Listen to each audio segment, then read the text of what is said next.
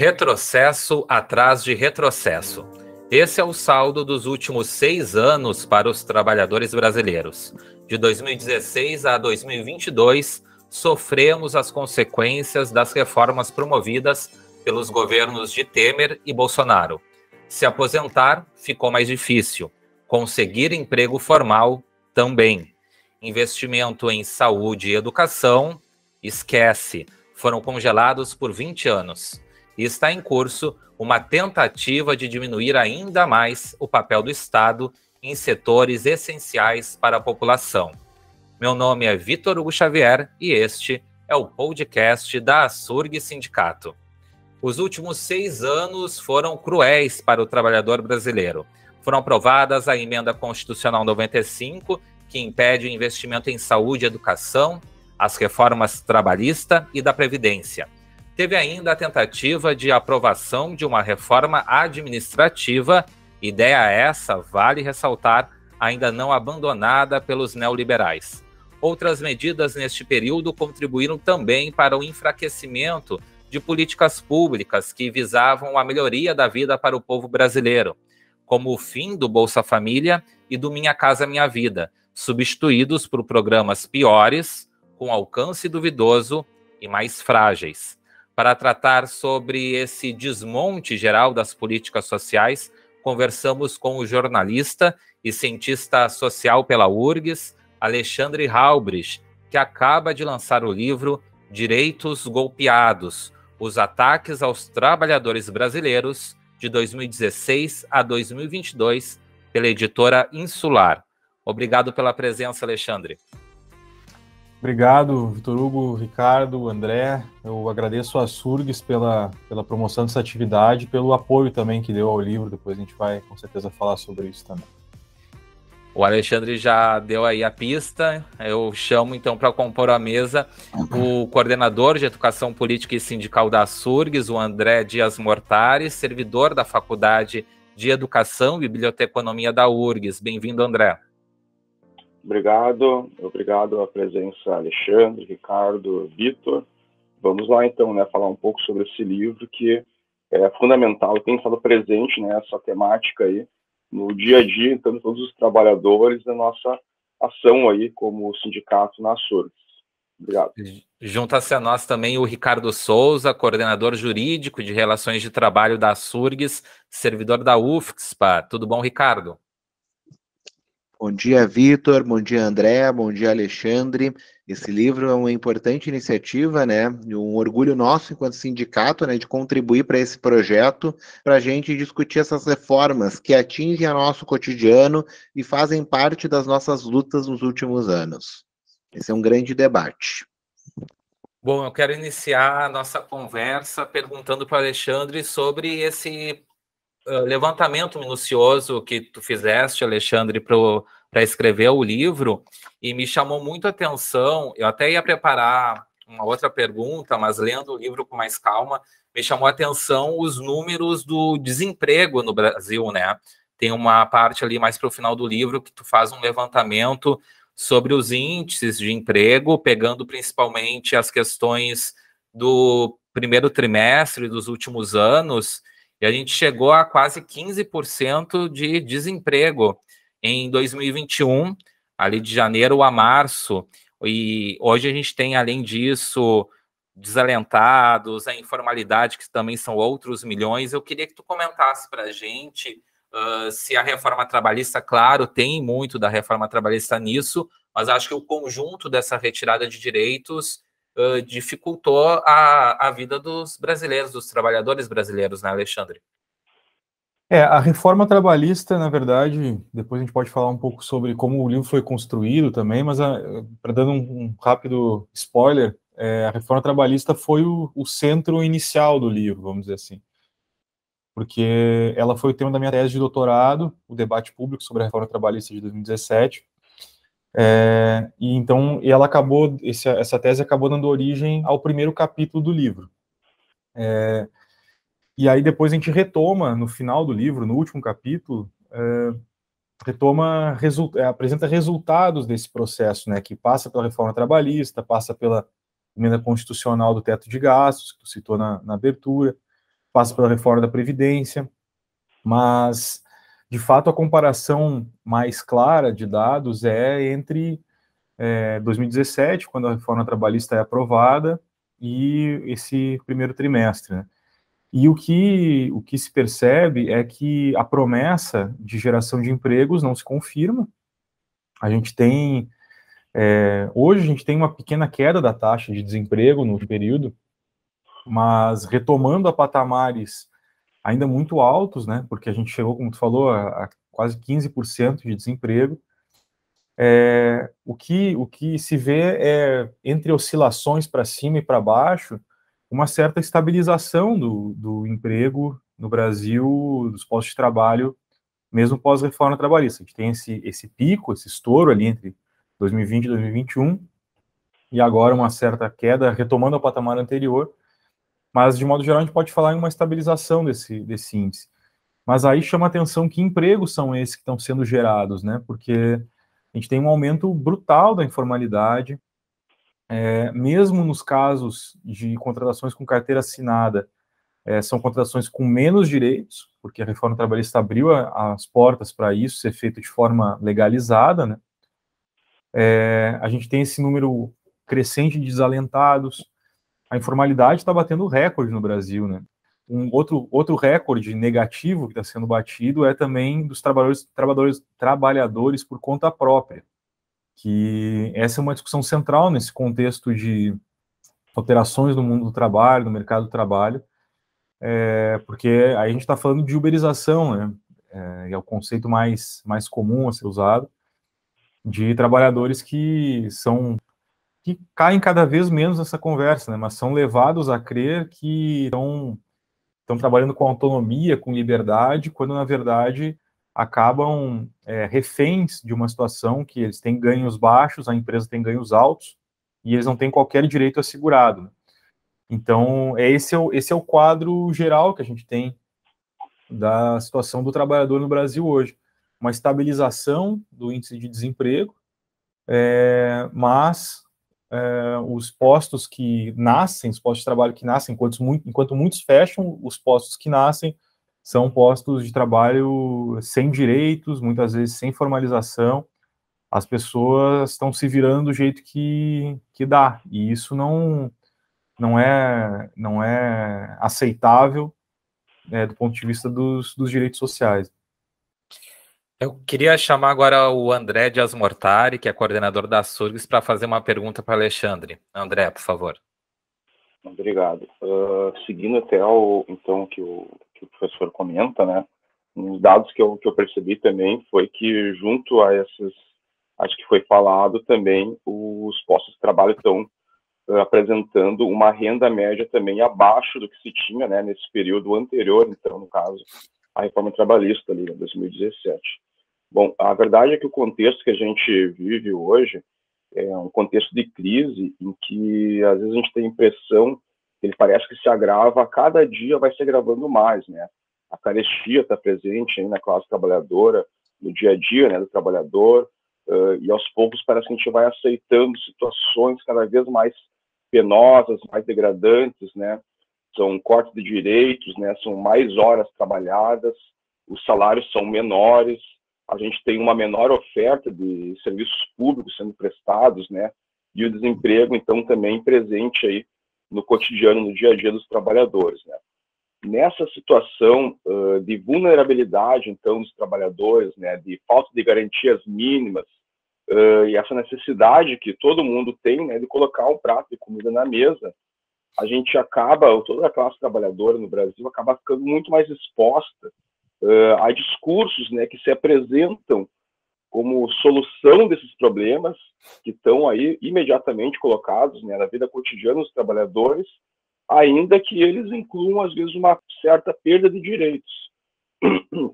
Diante desse cenário, então, de fragilidade, de vulnerabilidade do trabalhador brasileiro, nos debates da reforma trabalhista, esses debates, dá para se considerar que eles atingiram um contraditório, uma troca de ideias, exporam de forma clara e ampla o que estava por trás dessa medida, e o texto que foi aprovado representa o que foi falado por quais grupos e atores que estiveram envolvidos nesses debates e que estão presentes na sua pesquisa, que tem, né, essa divisão entre grupos que debateram, uns a favor, outros contra. Como é que esse debate se deu e como é que foi, e qual o debate predominou no texto final aprovado pela reforma trabalhista?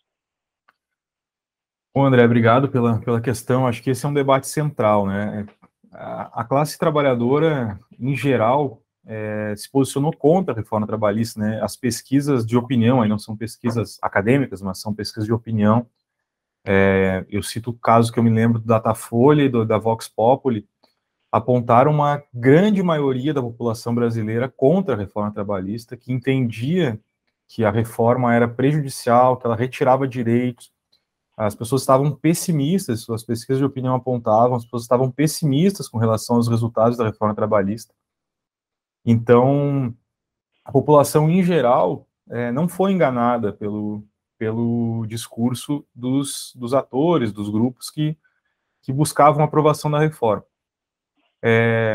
Mas isso aconteceu apesar de um largo esforço desses grupos para maquiar o que significava, na realidade, a reforma trabalhista, né? E aí, esses grupos, eu me refiro a, basicamente, o governo Temer, o seu corpo de parlamentares aliados, os setores do grande empresariado, como a CNI, Fiesp, enfim, esses conglomerados de empresariados que se apresentam também no debate público.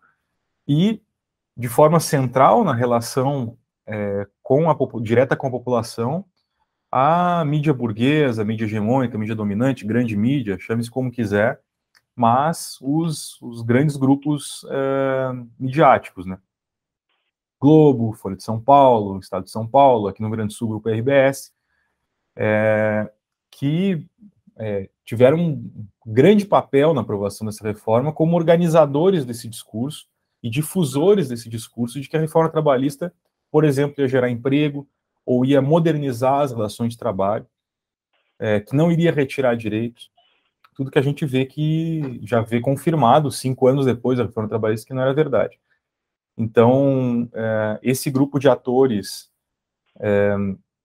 atuou diretamente, né, participou diretamente da tentativa de construção de um consenso nacional em torno da reforma e obteve resultados, não resultados populares, porque, como eu disse, as pesquisas de opinião apontavam na época que a população era contra a reforma, mas obteve resultados muito claros na aprovação do projeto, né? A minha tese de doutorado, que está um pouco refletida no primeiro capítulo do livro, é importante deixar claro que o livro não é um livro acadêmico, é justamente um esforço de levar para fora da academia, com uma linguagem e uma organização mais palatável, alguns resultados de pesquisa, né? Mas, na tese, especificamente, o que eu identifiquei foi que os discursos dos atores favoráveis à reforma foram sendo contemplados e incluídos no texto que acabou virando o texto final da reforma trabalhista. O texto enviado pelo governo Temer era um texto muito curto, que mexia, sim, já na CLT, em alguns artigos, mas esse texto foi sendo ampliado, aprofundado e muito piorado, muito piorado. Foram acrescentados muitos itens, foram dezenas de emendas aprovadas, centenas de emendas aprovadas, na verdade. Muitas delas, inclusive, como mostrou uma reportagem na época do The Intercept, muitas dessas emendas foram escritas dentro de gabinetes de entidades empresariais e só assinadas por deputados depois. Então, houve aí um trabalho de lobby muito claro, muito forte, e ao final da minha tese, o meu estudo fez uma comparação entre os pontos que defendiam os atores contrários à reforma e os pontos que defendiam os atores favoráveis, e o que foi incluso no texto final da reforma. E essa comparação deixou muito claro que os atores favoráveis foram amplamente contemplados, as suas pautas, as suas demandas, os seus argumentos passaram a ser incorporados ao texto final, aprofundando esse projeto de desmonte de direitos, enquanto os atores contrários não foram ouvidos em nenhum momento nas instâncias decisórias. foram ouvidos sim pela população, como mostram as pesquisas de opinião. Isso tem muito a ver com a capacidade de mobilização desses grupos, né? Vocês vão lembrar que a gente vivia ali em 2017 um contexto de grandes mobilizações populares na luta pelo Fora Temer, e que incluía também, nesse contexto, o combate às reformas. Então, de fato, a população entendeu isso, mas nas instâncias decisórias houve que a gente chamou lá de permeabilidade seletiva do Estado. Só passou pelo Estado para virar lei o que era de interesse, o que era argumentado e defendido pelos setores que já eram favoráveis a uma mudança na legislação trabalhista, que significava basicamente um desmonte da legislação trabalhista. Ricardo Souza, coordenador da Surgs, tem uma pergunta também para o Alexandre. Por favor, Ricardo. Bom dia a todos e todas. Me escutam bem? O áudio tá bom? Então, esse livro, né, suscita importantes debates, né, traz para além de uma tese acadêmica, né, busca fazer um relato vivo das lutas da classe trabalhadora, né, e um dos capítulos versa sobre a reforma administrativa, né, que tem sido uma das principais lutas da nossa categoria no último período. Fizemos mobilizações em Porto Alegre, em Brasília, e lendo essas páginas, né, a gente rememora, né, as nossas lutas lá nos corredores do Congresso Nacional contra a aprovação da PEC 32, que além de ser uma reforma trabalhista para o serviço público, né, no âmbito do serviço público, ela é um retrocesso no âmbito dos direitos sociais de uma forma geral, ao propor o Estado subsidiário, né, inspirado no Chile, né, no modelo pinochetista, né. Eu acho que a pergunta que a gente pensa, assim, o que o autor pensa, né? Quais seriam os próximos passos, né? Uma vez que essa reforma ainda não foi aprovada, né? Diferente da trabalhista e da Previdência, quais seriam os próximos passos, né? Na defesa dos serviços públicos, né? E da nossa estabilidade e das nossas carreiras. E a participação especial do Benício.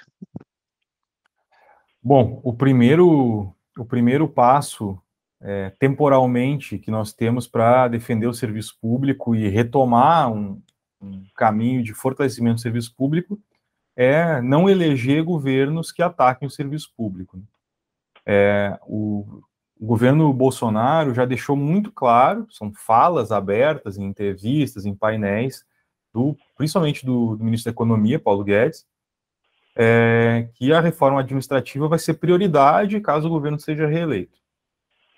Uma das prioridades máximas, talvez junto com a tributária, e que uma reforma tributária feita por esse governo a gente sabe que não é a reforma tributária que os trabalhadores precisam, mas a reforma administrativa, ela está no centro da pauta. O Guedes, inclusive, já disse que, caso o governo seja reeleito, vai voltar as forças para aprovar a reforma administrativa já esse ano, antes do novo mandato, já esse ano, entre outubro e dezembro. Então, o primeiro passo para fazer essa defesa é não eleger ou reeleger governos que ataquem os serviços públicos. O André citou antes o caso da situação da renda média, né? É importante lembrar, nesse contexto, e a gente já vai entrar especificamente na questão da reforma administrativa, mas que os servidores públicos também vêm perdendo renda, né? Os valores reais dos seus salários estão cada vez piores, né? Tem categorias aí que estão com mais de 30%, não sei exatamente como é o caso de vocês, mas tem categorias que estão com mais de 30% de perdas salariais nos últimos anos. Mais, nosso caso é mais, inclusive. Mais também, O governo Bolsonaro é o primeiro governo em pelo menos 20 anos que não concedeu nenhuma reposição salarial aos servidores públicos federais, né? Então, existe um achatamento do salário e, obviamente, isso reflete também uma perda de condições de qualidade de vida, de condições de vida, também dos servidores públicos. Os cenários, tanto para os trabalhadores do serviço público quanto para os trabalhadores do setor privado, é de fato muito ruim, né? E junto com esse achatamento salarial, é importante lembrar também, o Bolsonaro não negociou praticamente com nenhuma categoria de servidor em todo esse período. Mas, junto com esse achatamento salarial, a gente tem perdas de direitos tanto no setor privado quanto no setor público. A reforma trabalhista é um bom exemplo disso, no setor privado, principalmente, embora também afete o setor público, ali no governo Temer. E no setor público, especificamente, a gente, o próprio, novamente, né, não tô tirando coisas da minha cabeça, o próprio Paulo Guedes já falou que o governo fez uma reforma silenciosa, apesar de não ter conseguido aprovar a reforma administrativa. A verdade é que várias constituições do Estado, não Constituição Federal, mas vários itens do que significa o Estado brasileiro foram sendo quebrados no último período. É curioso lembrar também, mesmo no contexto da reforma trabalhista, e também nos ataques ao serviço público, que o Temer tinha mais dificuldade em fazer isso, que era um governo que não tinha legitimidade das urnas, e que tinha alguma preocupação de aprovar as coisas no Congresso, né? O Bolsonaro vem fazendo muita coisa por medida provisória, por decreto, tanto para desmontar os serviços públicos, quanto, e aí a gente cita, por exemplo, os casos de fiscalização ambiental, né? Que é algo impressionante mesmo, estão realmente passando a boiada, como o próprio ministro Bolsonaro falou. E a reforma administrativa, ela não foi aprovada, muito pela inabilidade do governo, pelos escândalos que acometem esse governo, mas também pela luta dos servidores, né, e que o Ricardo citou muito bem. As mobilizações contra a PEC 32 foram muito fortes e muito importantes, tanto nos estados quanto em Brasília, né, e de fato essa luta conseguiu impedir que fosse a votação, né, e claro, a proximidade das eleições também ajudou os parlamentares a se sentirem mais pressionados, justamente porque eles sabem que a reforma administrativa é prejudicial para a população, ao contrário do que muitos dizem, mas eles sabem que é isso, tanto que não votaram às vésperas da eleição, e tanto que podem votar na sequência, caso esse governo seja reeleito. A gente tem no Rio Grande do Sul um bom exemplo de como esse desmonte está sendo feito também, com a privatização de estatais, com a mudança na Constituição do Estado, pelo governador Eduardo Leite, que permitiu que estatais fossem privatizadas e sejam ainda privatizadas sem a realização de plebiscito, um recuo democrático que foi vivido aqui no Estado. Então, os ataques aos serviços públicos e aos servidores, eles estão no nível federal, estão no nível estadual também. A gente pode também falar aqui de Porto Alegre, mas a reforma administrativa especificamente, né, ela ataca tanto os servidores públicos quanto os direitos da população, no sentido de que a população precisa acessar esses serviços públicos para ver a garantia desses direitos cumprida. Então, quando a gente fala em desmonte da saúde pública, a gente fala em pior das condições de trabalho dos servidores, em congelamento salarial dos servidores, em retirada de direitos dos servidores, sobrecarga de trabalho, mas a gente fala também no reflexo que isso tudo vai ter para a população, né? A reforma administrativa, por exemplo, ela quebra o direito à estabilidade, né? Isso tem um efeito para os servidores, que não tem mais isso que é um direito deles.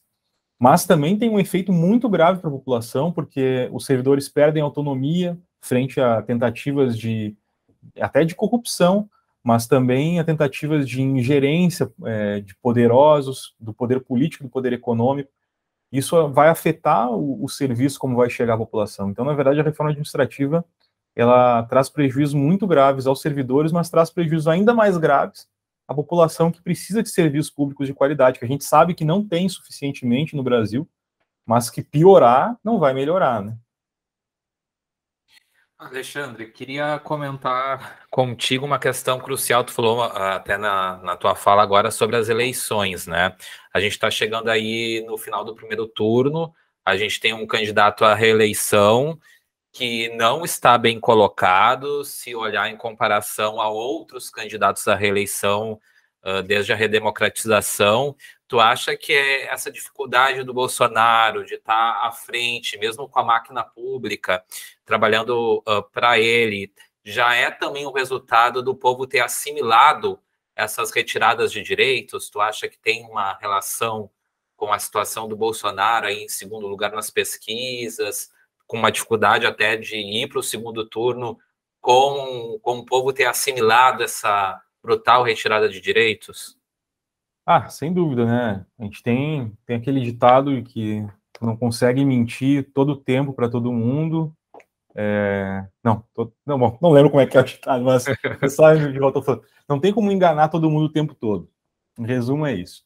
E ontem ou anteontem, o Paulo Guedes. O programa está gravado. Então, na quarta-feira, no dia 21, o Paulo Guedes falou que é mentira que tem 33 milhões de brasileiros passando fome. O Bolsonaro passou os últimos quase 3 anos fazendo pouco da pandemia. Dizendo que falou em gripezinha, debochou, imitando falta de ar. Essas coisas cobram o preço na época, na hora da eleição, né? Se fala muito que as pessoas não têm memória, mas assim, as coisas têm um limite, né? As coisas têm um limite, não tem como tu brigar com a realidade. Todo mundo sabe que aumentou o número de pessoas pedindo comida na rua, não tem como sair de casa sem perceber isso. A gente tem inúmeros relatos concretos, além dos números, que são de estudos sérios, a gente tem relatos concretos do que acontece. É fila do osso, é merenda escolar com um ovo sendo dividido por 4 crianças, a piora da qualidade da alimentação das pessoas, o aumento do consumo de comidas de baixa qualidade, né? Então a gente tem relatos muito concretos disso. A gente basta olhar pela janela ou abrir a porta que a gente enxerga essa realidade. Então, a questão da pandemia, né, que eu toquei ali também, a gente tem oficialmente 700 mil mortos no Brasil, praticamente. Provavelmente esse número ainda é maior. A maior parte das pessoas no Brasil, com esses números, conhece alguém que morreu de Covid, tem um parente, um amigo que morreu de Covid. Não tem como brigar com essa realidade. Então, a tentativa de enganar as pessoas, ela tem um limite. Tem um limite que é na realidade. Então, por mais que os setores vinculados aos interesses neoliberais, o interesse do capital, trabalhem com um grande aporte econômico, midiático, porque a gente sabe que é bom pontuar, né, essa mídia, essa grande mídia que hoje critica o governo Bolsonaro, ajudou a fundar esse governo, né? Ajudou a construir o golpe de 2016, ajudou a eleger o Bolsonaro em 2018, e agora faz um distanciamento, vou fugir um pouco da pergunta para falar disso, mas acho que é importante pontuar, faz um distanciamento parecido com o que essa mesma mídia fazia na época da ditadura, que critica algumas coisas, mas faz parte do mesmo projeto, apoia o mesmo projeto. As reformas que o Bolsonaro quer fazer e que o Temer fez, que algumas o Bolsonaro conseguiu implementar, são todas apoiadas por esses setores da mídia. Todas apoiadas. Reforma administrativa, reforma da Previdência, reforma trabalhista, fazem parte do mesmo projeto de país. Eles não gostam do jeito que o Bolsonaro fala, eles não gostam de alguns ataques que o Bolsonaro faz mais específicos, mas o projeto econômico, o projeto de país é exatamente o mesmo, rigorosamente o mesmo. Que era o mesmo que o Temer aplicava e o Bolsonaro aprofundou, porque o Bolsonaro não tem nenhum respeito pela democracia, ele faz as coisas por MP, por edital, por decreto. Então, e tinha também a legitimidade das urnas, claro que facilitou o caminho. Mas é importante pontuar isso também, que esse projeto ele é apoiado massivamente por esse setor da mídia, né? Mas é isso, essa realidade, embora eles tenham todo esse aparato midiático, simbólico, econômico, nós que combatemos esse governo, que criticamos essas medidas, a gente tem nossa grande arma é a realidade, que as pessoas enxergam. Não tem como sair na rua e não enxergar. É um pouco, faço uma referência ao que a gente viveu em 2013, por exemplo, né? Foi um momento de explosão de mobilização no Brasil, até a coisa se direcionar para um caminho que a gente não gostou, mas houve um momento em que a disputa era exatamente essa. A grande mídia dizia uma coisa, mas estava todo mundo na rua e estava todo mundo vendo outra. Então não tem um limite essa briga com a realidade. E isso vai se refletir sim nas urnas, né? Por isso que esse governo vai ser derrotado no primeiro ou no segundo turno. Por isso que esse governo está desesperado para tentar alguma forma de impedir por outra via que não eleitoral que seja corrido de lá e talvez preso. André, por favor. Obrigado. Bom, eu queria trazer também uma questão que está bem presente aí no livro e que me parece que ronda todo esse projeto de governo, essas reformas, né, que estão colocadas aí para a classe trabalhadora, né? A gente tem assistido muito, né, discursos, né, ultimamente, que tem pegado um pouco essa questão como foi no caso da reforma trabalhista, né, a modernização das leis de trabalho, né, esse discurso de que o mercado é mais eficiente que o Estado, que cada um é responsável pelo seu próprio sucesso ou fracasso, né, independente de determinações sociais, né, independente do sexo, da origem de classe, várias questões, né, o empreendedorismo, né, a uberização, o empresário de si mesmo, o próprio teletrabalho, né, como meio de transferir custos que antes eram, né, do empregador, da empresa, para o trabalhador, né, de uma forma bastante atrativa, né, trazendo só o que seriam os benefícios disso. Tudo isso tem feito parte, então, de um cenário de reestruturação produtiva, né, que como o livro menciona ali logo na introdução, tem ocorrido mundialmente, né, a partir da década de 1970, né, com essa crise estrutural do capital, em que aparece, então, o neoliberalismo, né, e junto a ele novas técnicas de gestão, né, que são chamadas, né, de toyotismo, né, o modelo japonês, ou acumulação flexível. E aos poucos elas vão se proliferando, então, por todo o globo. Essas mudanças, então, elas não são só técnicas neutras, né, mas são modos também de garantir a acumulação capitalista, né, atentando, então, para a captura da subjetividade dos trabalhadores, né, enfraquecendo um pouco a sua consciência de classe, a partir dessas lógicas do individualismo, da concorrência extrema e da vulnerabilidade social. Se fortalece, inclusive, na questão da negociação, né, entre o trabalhador e o patrão, se sobrepondo ao que é legislado, né, o negociado sobre o legislado. Isso impacta também a participação dos trabalhadores, né, nas lutas sociais e sindicais, já que é a partir desse ideário, né, em que a solução não estaria na ação coletiva, mas na solução individual que cada um tinha que dar por si. Poderia falar um pouco, né, sobre a flexibilização trabalhista e sua presença na reforma trabalhista, administrativa e previdenciária? Perguntamos ao autor. Tá, não, beleza. Bom, primeiro é isso, esse panorama que o André deu é o que eu trago realmente no livro, né? A gente tem um contexto de mudanças no mundo do trabalho que ela não é esse contexto não é exclusivo do Brasil, né? Um processo global de alterações que tem a ver com as necessidades e urgências do capital, não dos trabalhadores. O que acontece? A gente tem nesse contexto possibilidades de caminhar para um lado ou para o outro, para resolver as contradições que vão aparecendo, né?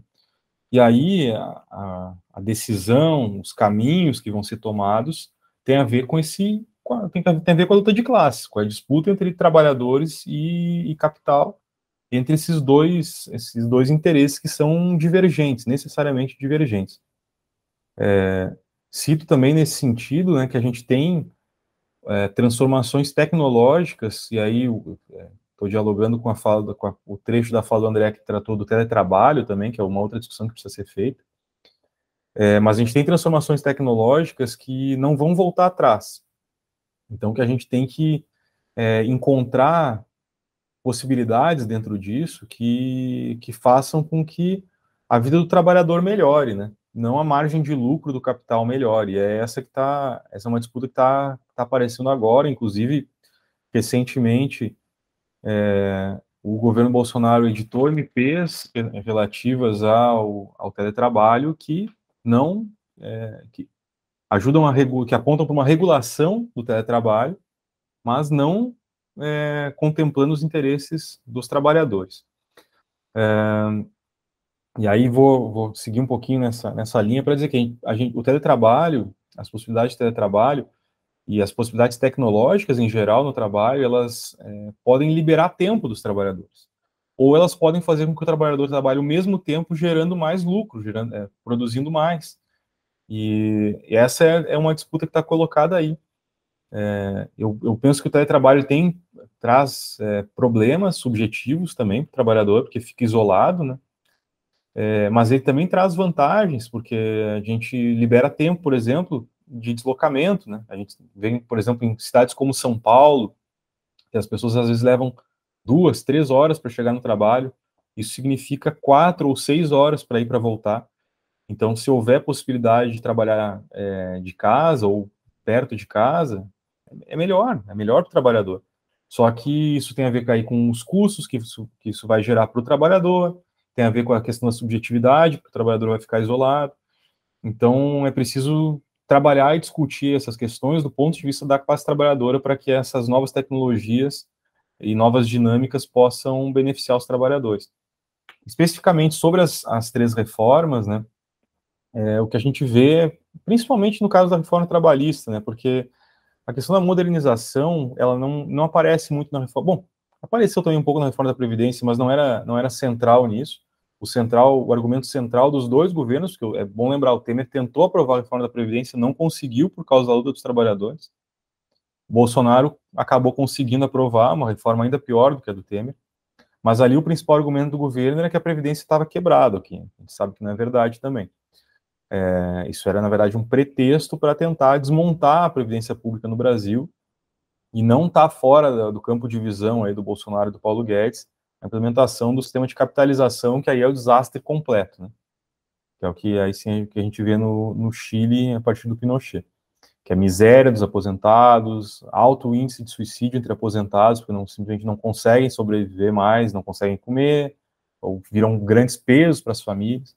Esse é o projeto de previdência que o bolsonarismo quer implementar no Brasil. Mas na reforma trabalhista e na reforma administrativa, esse argumento da modernização está muito presente. E aí eu vou dizer que, de fato, a gente precisa de alterações trabalhistas e no setor público, né? Especificamente em relação à legislação trabalhista, a gente precisa revogar a reforma trabalhista de 2017, mas também precisa construir, a partir dos trabalhadores, das discussões do que é necessário para os trabalhadores, a gente precisa também discutir e construir alterações legislativas. A legislação que a gente tinha antes de 2017 não dá conta das necessidades dos trabalhadores. Não dava muito antes já, independente das alterações que o mundo do trabalho foi sofrendo, né? A gente precisa de menos horas de trabalho, precisa de salários melhores, precisa incluir direitos trabalhistas na Constituição, para não virar um joguete na mão de governos que querem destruir esses direitos, para tornar mais difícil a destruição. Então, de fato, a legislação trabalhista precisava ser aprimorada, mas ela foi aprimorada, entre aspas, do ponto de vista do capital e das representações do capital dentro do Estado. No caso da reforma administrativa é a mesma coisa. É inegável que o setor público precisa melhorar, que o atendimento à população precisa melhorar, mas isso é com mais investimento, é com mais servidores. O Estado precisa ser mais forte, tem que cair esse mito, tem que acabar esse mito de que o Estado brasileiro é inchado. Em comparação com outros países, o Estado brasileiro é pequeno, a gente precisa de mais servidor público, mais serviço público. A saúde não dá conta das demandas da população, e a gente precisa que a população tenha acesso mais facilitado, mais confortável. As filas em postos de saúde, em emergências de hospitais, isso é inaceitável, isso é um ataque, é um deboche com a dignidade da população. E isso não vai se resolver com mais hospital privado, até porque o hospital privado ele opera de acordo com a perspectiva do lucro.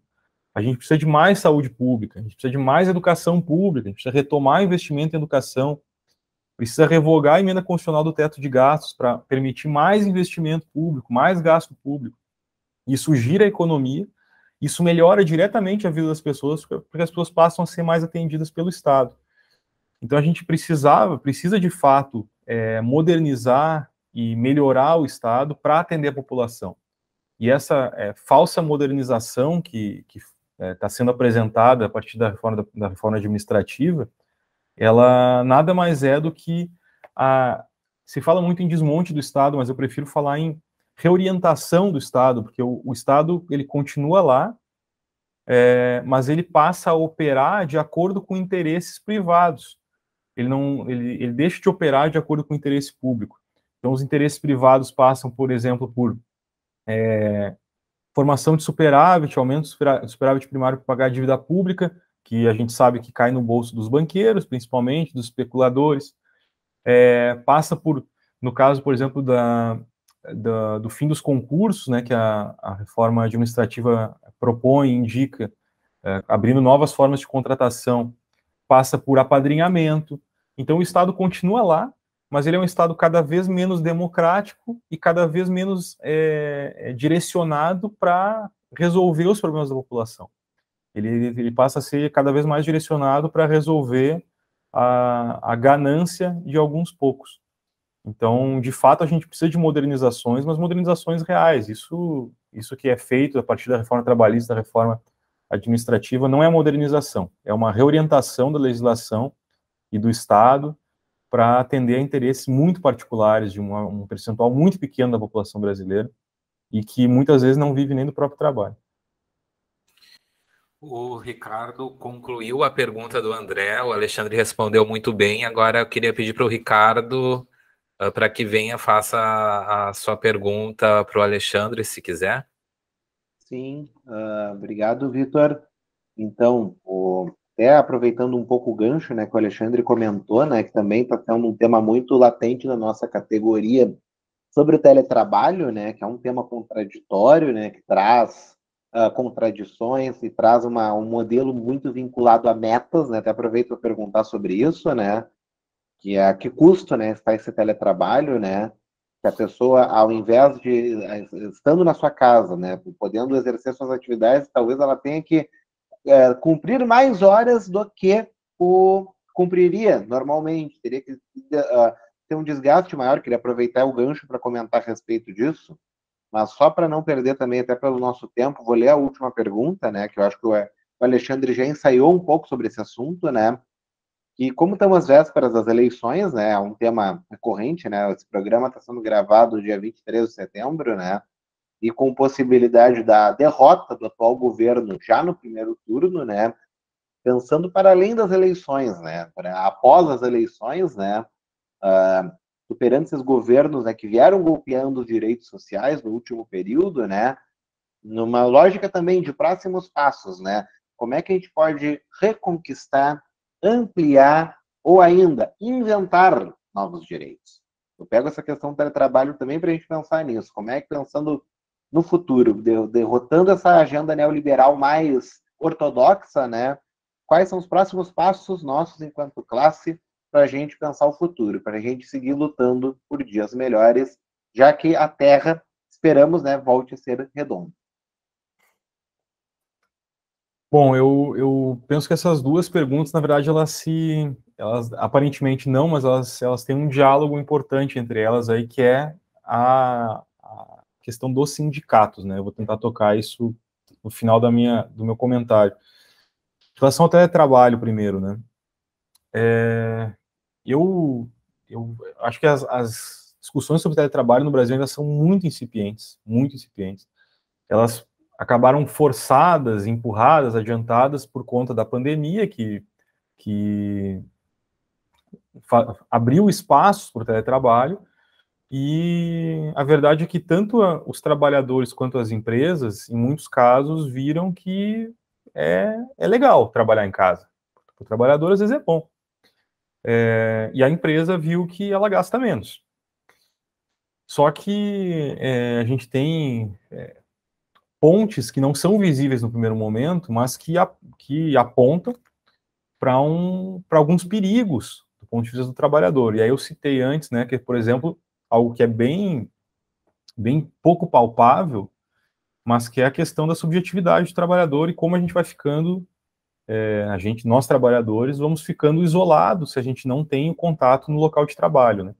Isolados não só politicamente, mas também politicamente, né? Isso dificulta o trabalho dos sindicatos, e não se trata aqui de uma mera defesa dos sindicatos pelos sindicatos, mas dificulta o trabalho dos sindicatos porque o trabalhador se vê cada vez menos como trabalhador, como parte de algo, e passa a se ver como um indivíduo isolado. Isso é um problema. Outro problema é a questão das quebras das paredes entre o que é casa e o que é trabalho. E apesar de uma certa ilusão de que tudo vira casa, na verdade o que acontece é que tudo vira trabalho. E isso vai gerar problemas de organização para a vida do trabalhador, não só para o trabalho dele, mas de organização para a vida do trabalhador. E vai gerar mentalmente mapas que fazem o trabalhador se sentir como se estivesse sempre trabalhando, mesmo que não haja, por exemplo, mensagens, e-mails fora do horário de trabalho, o que muitas vezes há. Mas mesmo que não haja, o trabalhador, se ele não sai nunca do ambiente, do mesmo ambiente, nem para trabalhar, nem para ficar em casa, o que acontece é que ele, no fim, está sempre no trabalho. Essas são duas questões que são problemáticas do ponto de vista do teletrabalho. Agora, a minha perspectiva, tem pesquisadores que acham ótimo o teletrabalho, tem pesquisadores que acham péssimo, eu ficaria num meio do caminho. Me parece que é um caminho que não vai voltar também. Não vai voltar, porque as tecnologias abrem a possibilidade para isso e, de fato, traz alguns benefícios para o trabalhador, como eu citei no caso do deslocamento, né? Mas a gente precisa, e aí eu chego na tua segunda pergunta, Ricardo, a gente precisa que os sindicatos comecem a construir essa discussão. Porque essa discussão, ela vai ser feita, esse vácuo não existe mais, ela é um tema que apareceu na realidade concreta das pessoas, e o capital está discutindo isso e está construindo isso a partir da sua perspectiva, inclusive na forma da legislação. Os sindicatos precisam, com urgência, começar a trabalhar esse tema, fazer discussões com as suas bases, discussões com especialistas, discussões nas direções, sobre como tratar disso, e simplesmente refutar o teletrabalho não me parece que seja algo viável. Inclusive porque as categorias, em muitos casos, querem trabalhar de casa. Então, encontrar pontos que façam com que as tecnologias e a possibilidade de teletrabalho favoreçam os trabalhadores, esse é um caminho central. E aí, eu entro na questão do pós-eleições, porque a gente tem um problema que se agravou no último período com a pandemia, que gerou esse isolamento maior dos trabalhadores, com a crise econômica, que dificultou para os trabalhadores terem aquela sobrinha de dinheiro para pagar o sindicato. Então, a gente tem um problema que já vinha anteriormente, mas que é agravado pelo contexto atual também com a piora do mercado de trabalho no Brasil, com informalidade, com desalento, com empregos mais precários. Tudo isso vai fazendo com que as sindicalizações caiam, os sindicatos fiquem cada vez mais fracos. Fora a questão do imposto sindical, que é uma discussão importante dentro do sindicalismo combativo brasileiro há décadas. Eu, particularmente, penso que o imposto sindical, de fato, precisava acabar, mas com uma transição. O que aconteceu foi que o governo tentou quebrar os sindicatos e conseguiu, em muitos casos, simplesmente acabando com uma das principais fontes de renda de muitos sindicatos. Tudo isso vai gerando uma série de dificuldades para os sindicatos, mas eu apontaria como a central, a mais global dessas dificuldades, dessas causas, na verdade, das dificuldades, as mudanças do mundo do trabalho, né? Todo esse processo de toyotização vai gerando um afastamento entre os sindicatos e as suas bases. As terceirizações são muito importantes serem discutidas nesse sentido também. Então, para o pós-eleições, e aí que eu chego na segunda pergunta e engato a primeira na segunda, para o pós-eleições, uma tarefa central, do meu ponto de vista, é que os sindicatos se recoloquem diante dessas mudanças que a gente tem no país, em geral, e no mundo do trabalho. Porque a reconquista dos direitos perdidos e o vislumbre por novos direitos, e aí eu falo, por exemplo, da revogação das reformas, da revogação do teto de gasto, da reforma trabalhista, da reforma da Previdência, e, por outro lado, o avanço de direitos sociais que ainda não tinham sido conquistados, isso vai depender, passa, óbvio, é atravessado pela eleição de um governo que esteja minimamente comprometido com isso, mas vai passar a partir de 1º de janeiro, mesmo que a gente consiga eleger um governo assim, vai passar a partir de 1º de janeiro por mobilização. As coisas não vão acontecer sozinhas, o presidente, mesmo que esteja afim, ele vai precisar de mobilização social para dar suporte para as alterações que a gente precisa. A gente sabe que conquista de direitos não é fácil, não cai do céu, mesmo que o governante queira. Se ele não quer, bom, aí não tem, aí fica mais difícil ainda, mas mesmo que ele queira, não cai do céu, depende de mobilização, e essa mobilização passa pelos movimentos populares, mas passa também pelos sindicatos centrais sindicais. Então, reaver esse papel dos sindicatos e achar caminhos para os sindicatos apontarem para um viés de crescimento da sua força é muito importante. E acho que daí conecta com essa discussão que passa pelo teletrabalho, passa pelo papel dos sindicatos nas novas organizações do trabalho, que não são só o teletrabalho, mas outras também, derivadas do toyotismo, derivadas do que foi legalizado pela reforma trabalhista de 2017, passa pelas terceirizações. Os sindicatos precisam discutir como dialogar com os trabalhadores terceirizados, que são cada vez mais. Claro que a luta central é para reverter, reduzir terceirizações, mas há uma realidade imposta, novamente, né? Há uma realidade imposta. Muitos trabalhadores, cada vez mais trabalhadores, trabalham como terceirizados. Em muitos casos, esses trabalhadores estão mal representados ou não representados por sindicatos. Então, são discussões que precisam ser feitas. Então, a luta no pós-eleições para retomar direitos e apontar para novos direitos passa também pelo fortalecimento dos sindicatos, que passa por essas discussões internas e com as categorias sobre como dar conta coletivamente dessa nova realidade, porque só coletivamente a gente vai dialogar com essa realidade, destruir o que nessa realidade não nos interessa e construir uma realidade melhor para a maioria da população. Eu quero agradecer a presença do Alexandre Halbrecht, jornalista, cientista social, que acaba de lançar o livro Direitos Golpeados, os ataques aos trabalhadores brasileiros, de 2016 a 2022, pela editora Insular. Pontuar que a apresentação do livro foi escrita pelo ex-governador do Rio Grande do Sul, Tarso Genro, e que ao final do livro tem uma entrevista com a pesquisadora da Unicamp, Marilane Teixeira. A publicação recebeu o apoio financeiro de 8 sindicatos, entre eles a Surgs. E, Alexandre, mais uma vez, parabéns pelo livro, obrigado pela presença no nosso podcast. Vitor, Ricardo, André, eu agradeço o espaço e, mais uma vez, agradeço o apoio da Surgs. Esses 8 sindicatos foram centrais, né? A gente não teria como fazer o livro sem esse apoio. E aí a ideia, a partir disso, é tentar, de fato, construir o livro como um instrumento para fazer essas lutas das quais a gente falou. Então, muito importante esse apoio da Surgs, de fato eu agradeço e mostra o comprometimento da Surgs com essas lutas, como sempre esteve. André, tuas considerações finais. Não só agradecer então a presença e reforçar, né, para todos que estiverem assistindo aí o nosso podcast, né, que de fato, como a gente foi falado aqui, só a luta coletiva, só a luta social, só a conscientização em que não se há neutralidade na política, em que há formas de tu tocar reformas que são necessárias, mas sobre diferentes vieses. Se nós não estivermos juntos, participando, lutando, quem vai acabar tocando essas reformas é o nosso inimigo. Então é isso. Obrigado, pessoal. Até a próxima. Ricardo, tua mensagem final.